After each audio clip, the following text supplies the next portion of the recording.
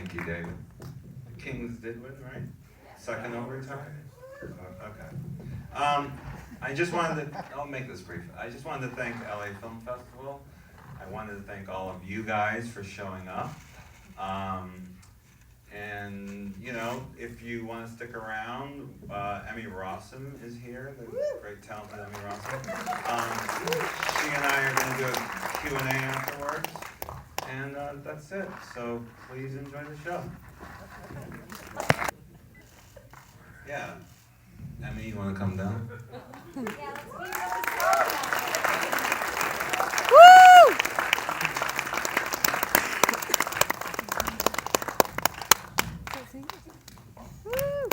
Emmy Rossum.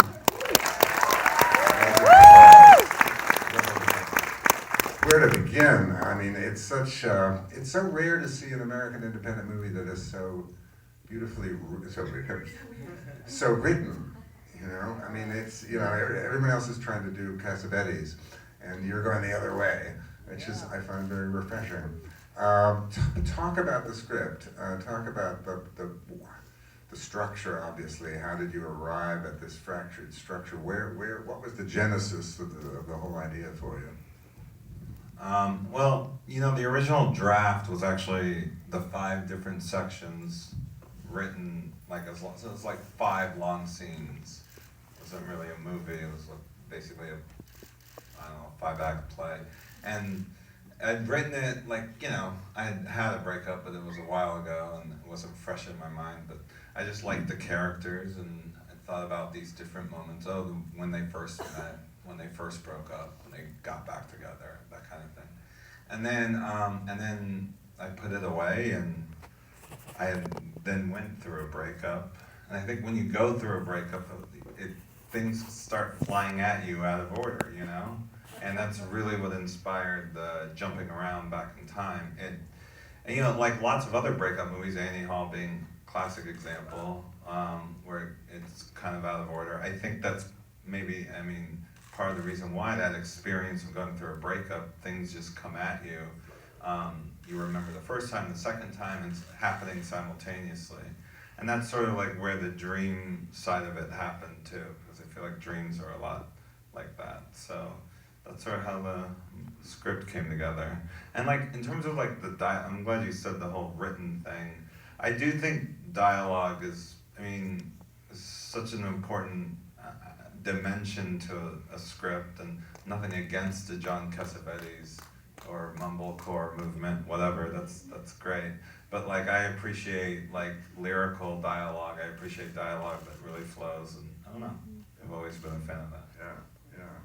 Well, talk about Emmy and Justin. I mean, a movie like this couldn't work without the incredible chemistry that you guys have. How did you end up with these two? Me? Well, Sam sent my agents the script, and I remember reading it in the makeup trailer on Shameless and just thinking, this is so different than what I'm doing right now.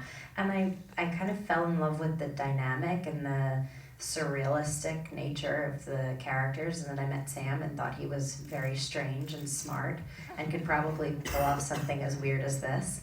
And then I thought about, you know, indie filmmaking is a lot of kind of like getting your friends all together to kind of try to put a movie together, and we kind of went through my address book and was like, what guys are in here that we can send it directly to them and not go through a waiting process if their agent's putting it on the bottom of the pile because we have about 5 nickels to pay them.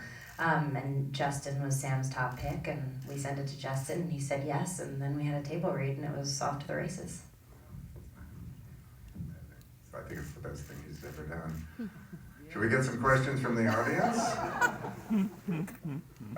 You must have some questions here.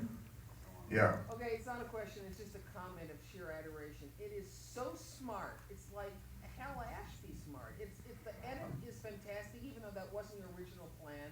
The music is bold, the characters are fantastic, the writing is fantastic. You are seriously a great filmmaker.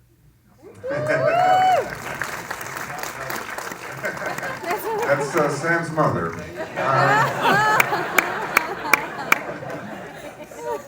I'll make the question.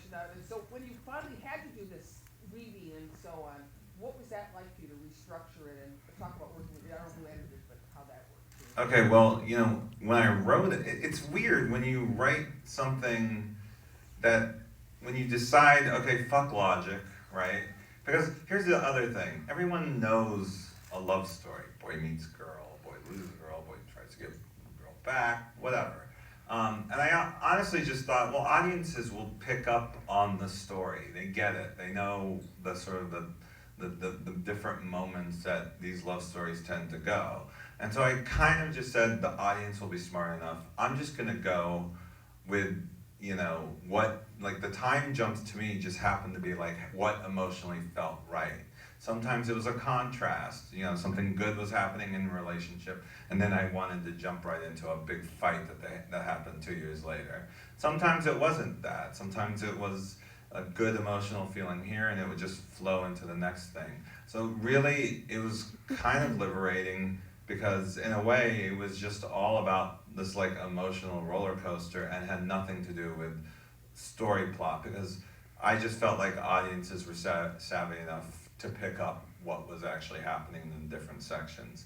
And you know, it should also note Franklin, the editor, is here, and he had a big hand, huge hand, great editor, in helping me realize that, because the script did jump around in time a lot, but in the edit room we obviously had to tweak that and rewrite it tremendously, and yeah, I think you know, honestly, we just did whatever felt right, not anything logic. You know, we tried to like leave logic out of the equation.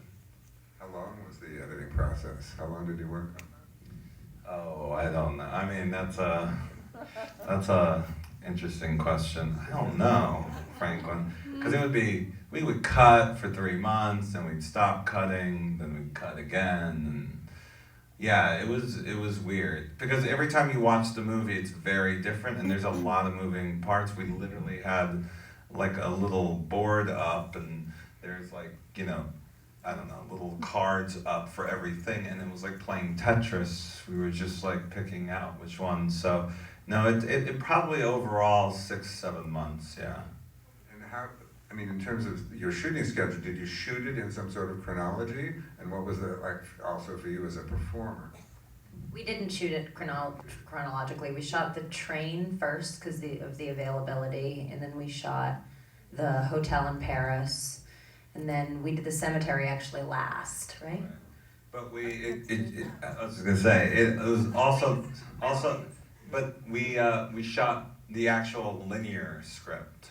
So the script that they actually shot was not the one jumping around. We shot every section as if it were one section from beginning to end.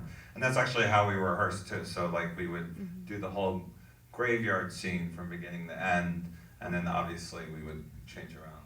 Right, we rehearsed it more like a play. So we learned it from page 1 to page 100. And then it'd be like, okay, today we were gonna do pages 15 to 27, go. So it was kind of like that. More questions way back, up and back there. This is a very serious question. Where's my fucking money? Yeah. Where did that line come from? Like, what were you guys thinking when you wrote that? I gotta say, like, I just, for whatever reason, I hear that a lot. I don't know why. I don't know if there's a lot of people indebted to other people, but it really, it's like one of those things where you immediately understand. I mean, that's important, and you need it from the other person, and it's aggressive, and I just thought it was fun. But yeah, that's all. I just hear it a lot. Maybe I hear it a lot in movies. I don't know. For Emmy, is that your natural hair? The long, crazy one? Yeah. In the car, driving the car, that's my natural hair. He fought for that. I was like, hell no. It looks so retro, right? I look crazy. All right, well, I'm glad somebody liked it. Or maybe you didn't. Maybe you hated it. Like that one day and they just loved it, or? Yeah, it was like that during rehearsal. We actually rehearsed this kind of like a play. We went up to Justin's cabin by a lake and just sat for a weekend and memorized and worked and crossed things out and moved things around. And my hair was like a big fro. And he was like, that's good, we're gonna use that. I was like, oh God. That's why you're supposed to put your makeup on before rehearsal. And how much am I? I'm Del. I mean, I'm not gonna lie. I'm Del. And because it's funny, because I'll show these to people, and some people will be like, well, you know, Dell's really annoying, and take it really personally. And they're giving me criticism, and they don't know that, you know, yeah, but thinly veiled version of me.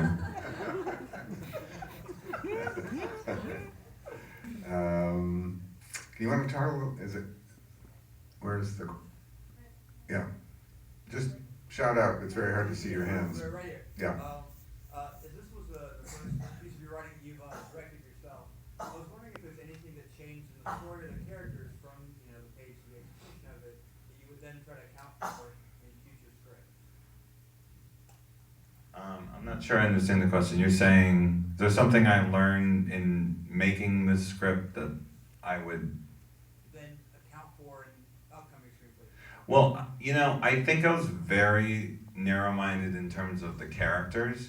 And one thing I did learn is when you cast, and by the way, casting is incredibly important. When you cast, they bring in so many, you know, actors bring in such dimension to the characters, and you have to really incorporate that. I did a lot of rewrites after I cast Justin and Emmy, and after I saw them read the script, and we did a table read and we rehearsed. I did a lot of rewrites for them, and a lot of people don't do that. They stay very specific. For me, that's a valuable. I didn't think I was going to do that, but that really made it a lot better because they brought something to the table I didn't know before. And you know, just to tell you, I mean, Dell's character is supposed to be like this unattractive, schlubby guy, and like Justin's, you know, not unattractive. He's an attractive dude, and I was like, you know, fuck, this isn't the right guy. But he was so charming, and he still had this like everyman quality. And then of course, they had this great chemistry. That's another thing I learned because, you know, sticking a schlubby guy next to her, it just like didn't make any sense. It was like a weird combination. So. By the way, I will say, like, you know, it's very important. Performances make your, like, especially in indie movies, that's your production value. I mean, you're not, you know, you're not making robots attacking whatever in those stupid movies.